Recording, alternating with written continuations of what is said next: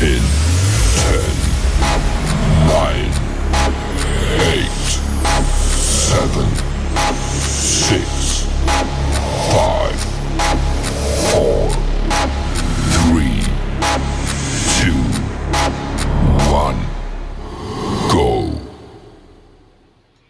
Aerosol! Good morning, friends, and welcome to the Shero Coffee Chat, where coffee meets conversation. I'm your host, Melissa Farmer Hill, a retired Army combat veteran and the founder of the Shero Coffee Club, where our mission is to keep the world caffeinated and women veterans celebrated. I want to thank you for joining us today. And as you already know, we'll take a spin around the Shero resource table. We have an update for our Ambassador Coffee campaign. We have your tip of the week and our special guest, all coming up right after this.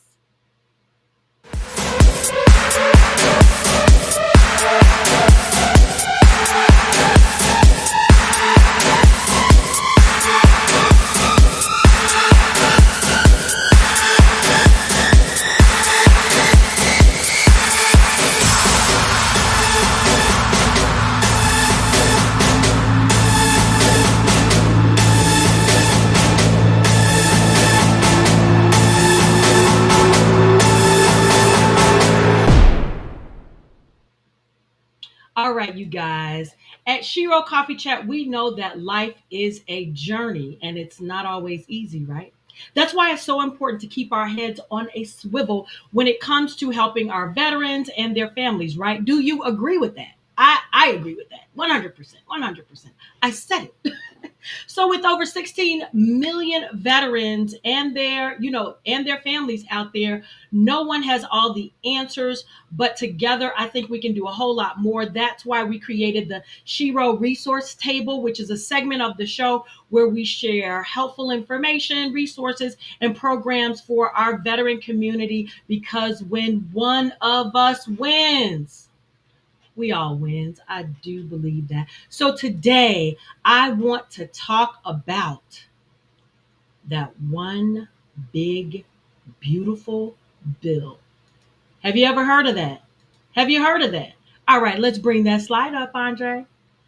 Yes, that one big, beautiful bill, that massive 1,000-page tax and spending package that has already cleared the House of Representatives. Yes, it's already cleared the House of Representatives last month and is now in the Senate for review. I think President Trump is trying to finalize that big, beautiful bill by the 4th of July. So we will see. Now, Andre, you know I love to share my face with the audience. Come on. Come on. Let me see me. There we go.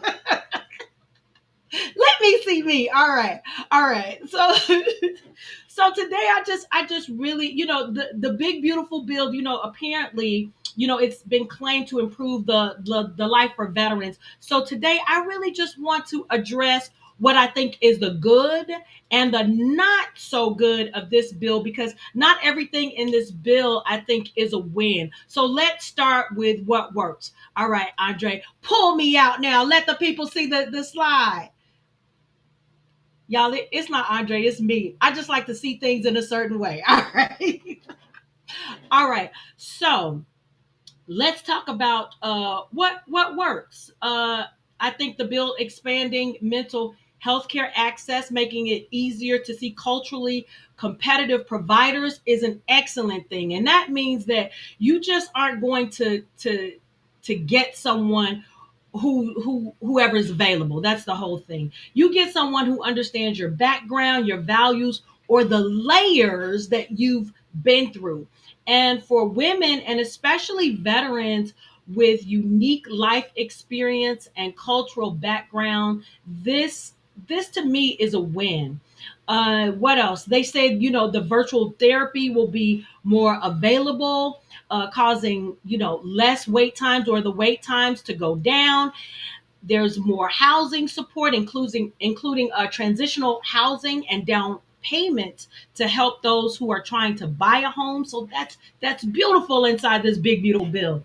And one of the biggest wins I think is that the GI Bill no longer expires. So whether you've served 10 or 30 years ago, you can still go back to school or train for a new career. The bill also supports veteran owned businesses. Yes, Shero Coffee Club. Veteran owned businesses with new grants, mentorship, and better access to government contracts.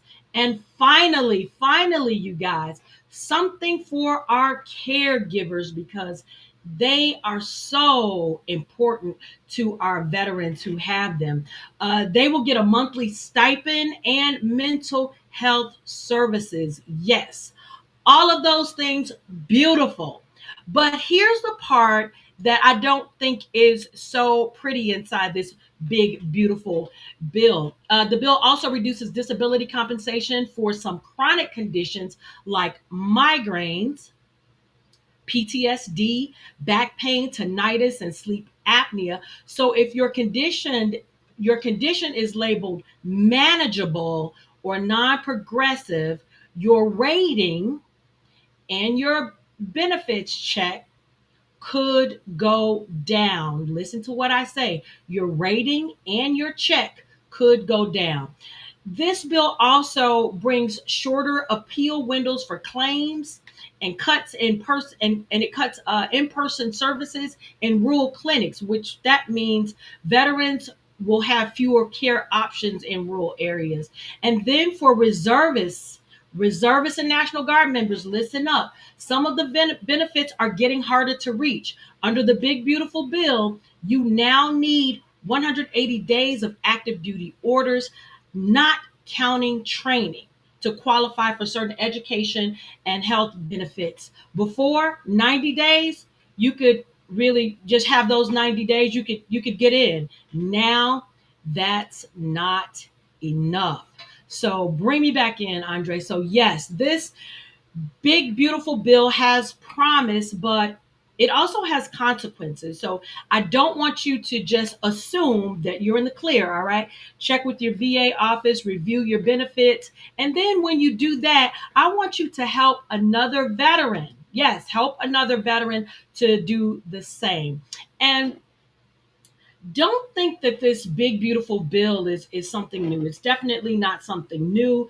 It follows a familiar pattern of American history: spend big to solve big problems. But what's different now is that we have fewer safety nets, we have higher interest rates, and that leads to or could lead to more long-term consequences. But the real question is, while we're talking about this one big beautiful bill, uh, what's your big beautiful bill look like?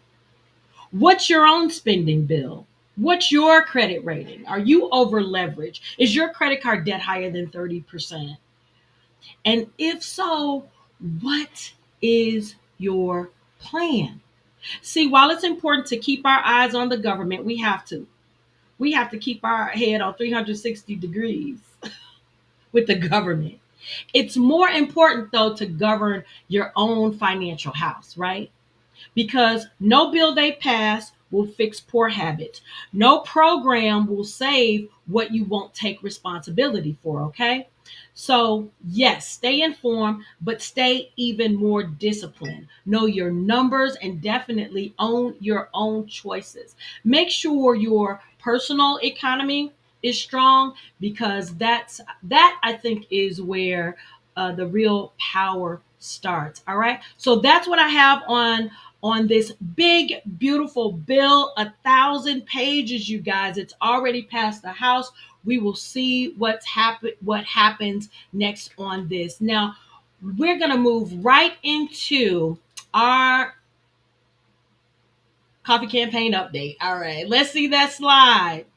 You guys, anybody's a winner here. Anybody's a winner. This is the update as of, I believe, yesterday. Oh no, as of today. All right. So this week, Nicole Johnson was in the second spot, and now we have Jasmine. with 12 coffee bags. But our number one on the leaderboard is Cynthia Mraz. Give it up for U.S. Marine Corps. Give me a hand clap, Andre.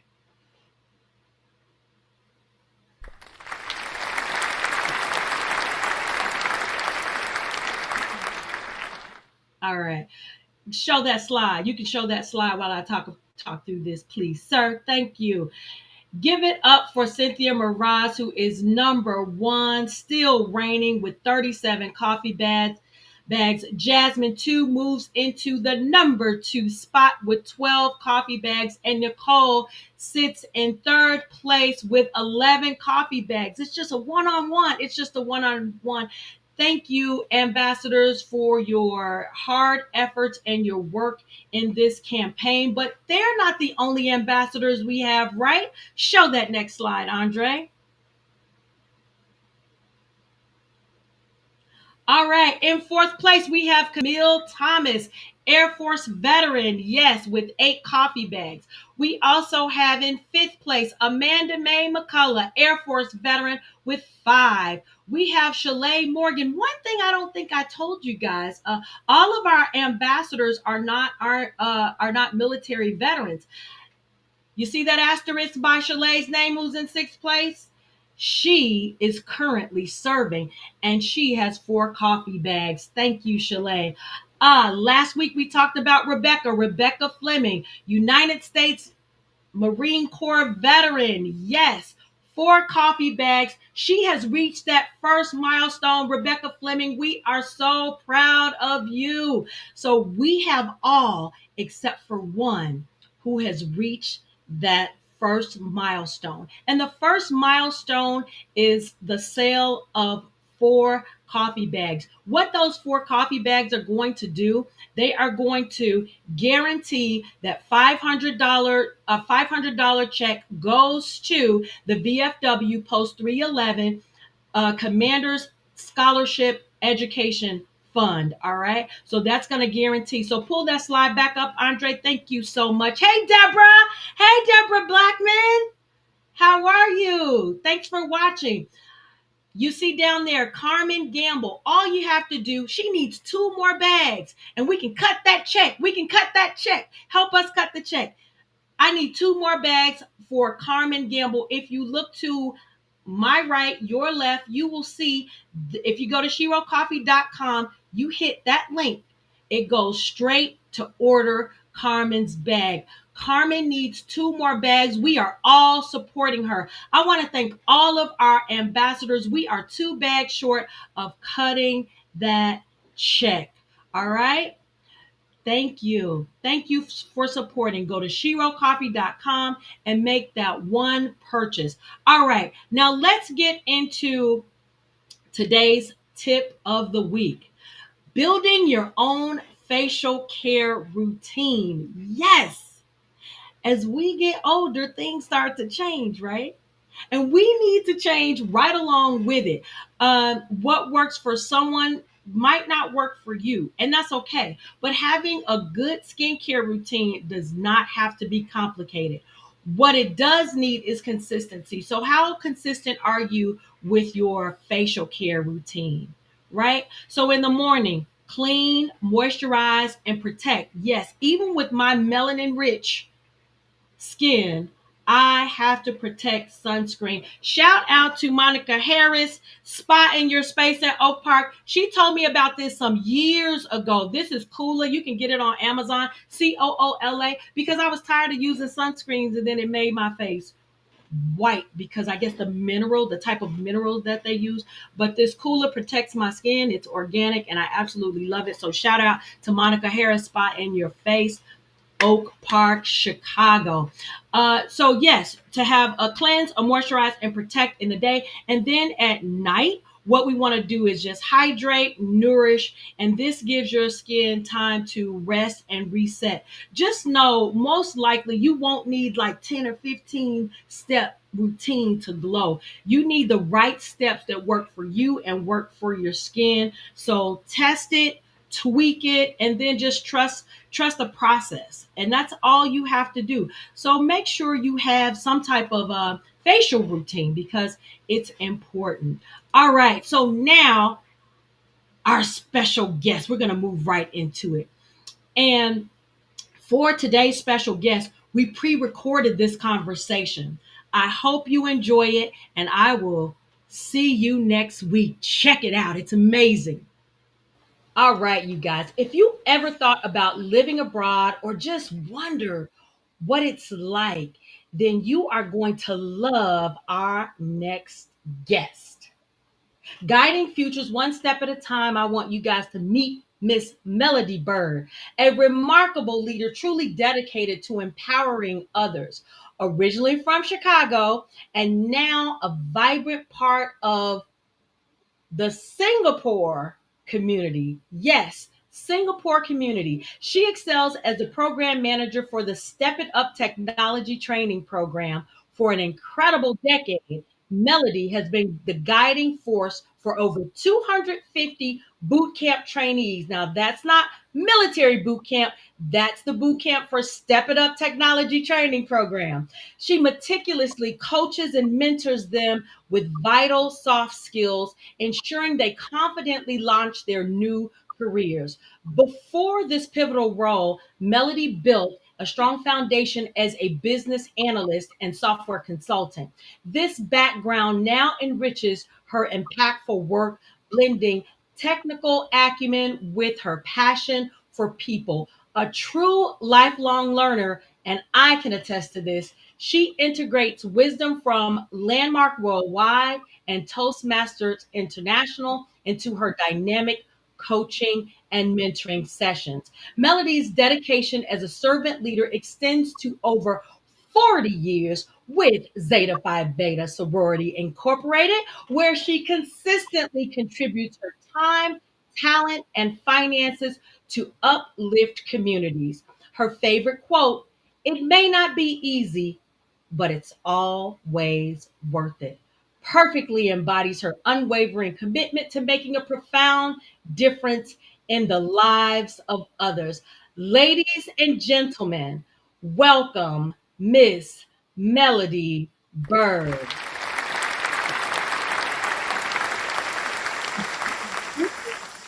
Hey, Mel. Hello, Melissa. How are you?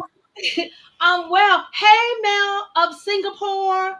Yes, I'm in Singapore. Right. Okay. Now, the first question I know people are going to wonder, they might have an idea, but where is Singapore? Singapore is in Southeast Asia. So it's not in China, it's not in Japan. It's actually its own city, state, and country. Yes, we are You close to know Malaysia what? and Indonesia. Yeah, we are an island all in and of ourselves. Now you are shocking a lot of people today because even I thought Singapore was in China. I think Andre asked me, and I was like, "Well, it's in China." But now we know, you guys. So thank you for educating our audience. And today I really want to talk about you being, is it an American expatriate? What is your official title over there? We just you can call me an American expatriate, but we just call each other expats because Singapore has approximately 5 million residents on this small island, and about 30% of us are expats from all over the world. Yes, the US, the UK, you're all over the place. Now I really want to dive into it because it's just, it takes a leap of faith. It takes a lot of courage to make a decision and commit to that decision. So I want to know what really inspired you to take the leap and move to another country. And because it really reshapes who you are, your identity, your sense of home. So, yeah, what made you just take that leap? I wanted to challenge myself. I have been doing this job that I'm doing in the US for about 7.5 years, and I was slightly bored. And then this opportunity showed up to do the same job, but in Singapore. And I said, am I really good enough to make a difference in the lives of people who don't look like me, they don't sound like me, have a whole different culture. And I accepted the challenge and I am up for it. I can do it. You know what, I think the reason why I think it's so fascinating is because, so I've lived around the world also. 20 years in the military. I've lived 5.5 years in Germany, about 4 different places. I've been to Iraq, I've been to Kosovo, I've lived in Korea. But the difference is, when we get reassigned, there's always someone waiting for you on the other end. There's always already a built in military community. You technically, if you live in another country, technically, if you never wanted to leave the American installation, military installation, you wouldn't have to. But for you to say, go into, I'm not saying that you don't have your own community, but for you to just pick up and go, it's totally different than what we call a PCS move, which is a permanent change of station in the Mm. military. And that is just so fascinating. But my question number two is, what's the biggest cultural adjustment that you've had to make about, you know, with this move? Were there a lot of cultural adjustments?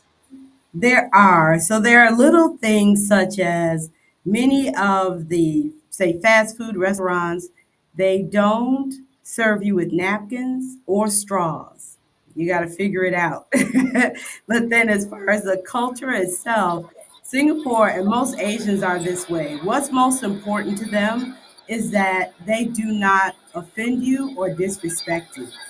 So in conversation, it's very important to make sure that you're asking the person, hi, how are you doing? You really want to check in with the people before you dive right into a conversation. Whereas in the US, we just dive in. Hey, I got a question, right? Here, Right, right. hi, how are you? How have you been? Everything good with you? They will do a lot of niceties before they get to their request. So I'm learning to do that as well.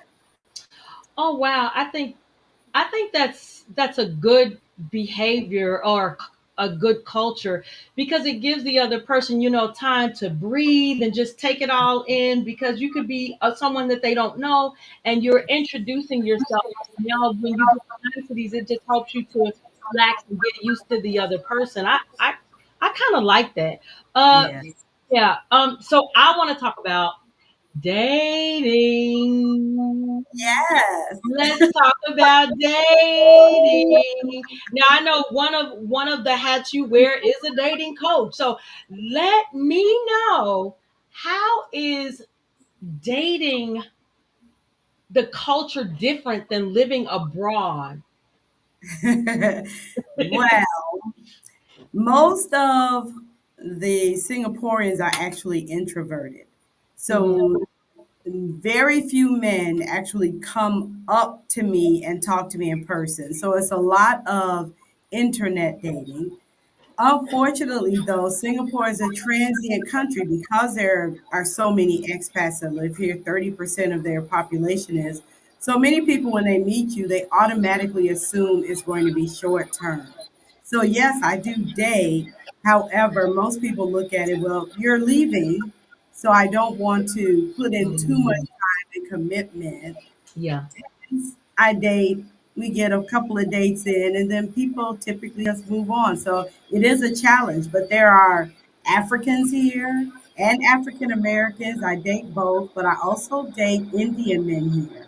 There's a huge Indian population, and I have never dated outside my race before. I do now.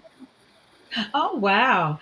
See the big cultural difference. Now I want to kind of focus in, because I think now is a pivotal time to talk about it. President Trump has just done a big travel ban to a lot of countries. So when you hear about travel bans, like as an American living abroad, like, what's your first reaction when you hear the news, and does it make you nervous or anything? I don't get nervous, but I think, let me hurry up. Let me hurry up and visit some places because we as Americans, we're very cocky. We think every country likes us, they want us to visit, but eventually people will probably put bans on us and they'll say, hey, you're American, we don't want you. So I am making my list of places I want to visit. I'm going to Bali in a couple of weeks. I'm going to Kenya coming up. I've been to Egypt. I've been to Malaysia. So I've been a lot of different places. I have plans to go to Hong Kong and even visit China, which I do not live there now, but visit. So I said, let me get my list together so I can get to traveling. But I'm not concerned. And I just encourage other people, if you have it on your mind to go somewhere, don't wait. Do it. Get your passport now while you still can so that you can go and travel places because you can't predict the future. And so another, I'm so glad that you're able to travel. I'm assuming that it's a lot easier to travel where you are than in the States. So how does that work? Are you able, do you think you'd be doing as much traveling if you were here in the States than you are now doing in Singapore? No, when I was in the States, I thought it was something to go to Jamaica, honey. I said, "Ooh, I'm going to Jamaica." Oh, we've been to Jamaica together. That's right. That's right. I thought it was a big deal because I want half Jamaica, and that's where my family and my relatives are Mhm. from. So I love to visit Jamaica. I would have never been like, let me go to Bali from Chicago because it's a 20 something hour flight to get there. So it's a lot easier to visit in this area. We're close to the Philippines. I've been to the Maldives Island. We have spas that are in Indonesia that we just take a ferry, a 45-minute ferry ride and go. So it's very easy to get to different places in Wow. the area that I love it. Okay, another question. So, do you think, so you're living in Singapore now, do you think there are other countries that you would like to live in for a little while? Like you're in Singapore now, is there another country that you would consider living? I have thought about that because I probably will not retire in Singapore. I am 60 now. So I'm looking at where will I retire? I don't even think I'll retire in the US. I do want to go back to visit, but I have no idea where I want to live next. I'm open. It could be New Zealand, it could be Switzerland, even London, even though they paint a poor picture of London right now, but it could be London, it could be Australia. I don't know actually, but I'm open. So, what do you tell that person that wants to make that move but is sitting in fear? That false evidence appearing real.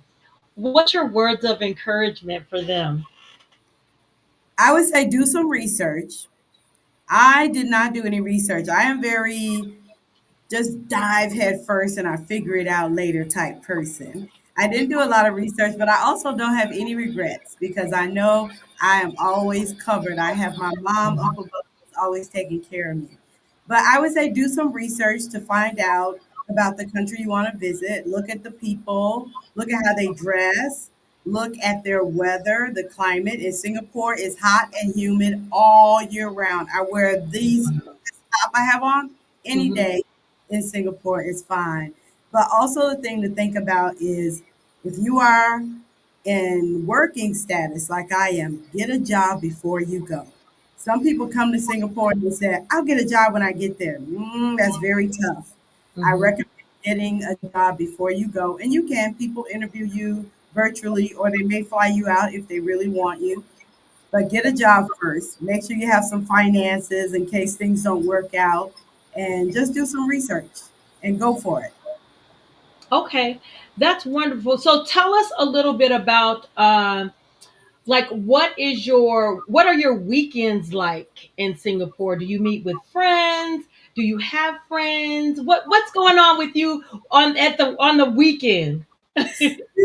I still do the same thing that I did when I was 16, when I was 25, 35, 45, and at 60.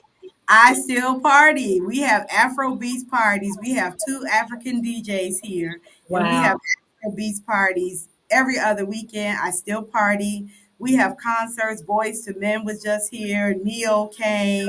We have plays. The Sound of Music was here. Wicked was here. So I go to plays. Wow. We have movies on the beach. So I go watch movies on the beach. I go walking and hiking. We have trails. So there's a ton of things to do. We have tons of restaurants. They love eating here. There are a lot of restaurants to visit. They love malls. I go shopping. And sometimes I just sit and enjoy my view. I live on the 32nd floor of a nice condo right now. And sometimes I just sit and enjoy my view from the 32nd floor. Now I want to come over there. Ah, you want Now I want the people to come on? 32nd floor. That is amazing. I Awesome. can't believe Mel. We ran out of time, but I we've got a few more seconds for some final words of wisdom. Whatever you want to share, whatever you want to say, whoever you want to shout out. Let's take about 30 seconds to do that. Okay, well, of course, shout out to all my family and friends in the US. And I would say to people, if something is on your heart to do, it may not be travel, it may not be move, it may be something else to start a business, write a book, act at a play, whatever it is, whatever is on your heart, make sure you live that this year. Don't let 2026 come with any regrets. So take actions so that you are always living your best life because it's up to you and nobody else. Wow. Y'all, she's a coach. When I say she's a coach like none other. We are going to keep her information in the comments section. This is a pre-recorded interview and I can't wait to interview you again. As always, keep your heart strong and your coffee Shero. I will see you guys next week. Thank you, Mel, for joining us. I enjoyed you. Thank you. Bye. Bye bye.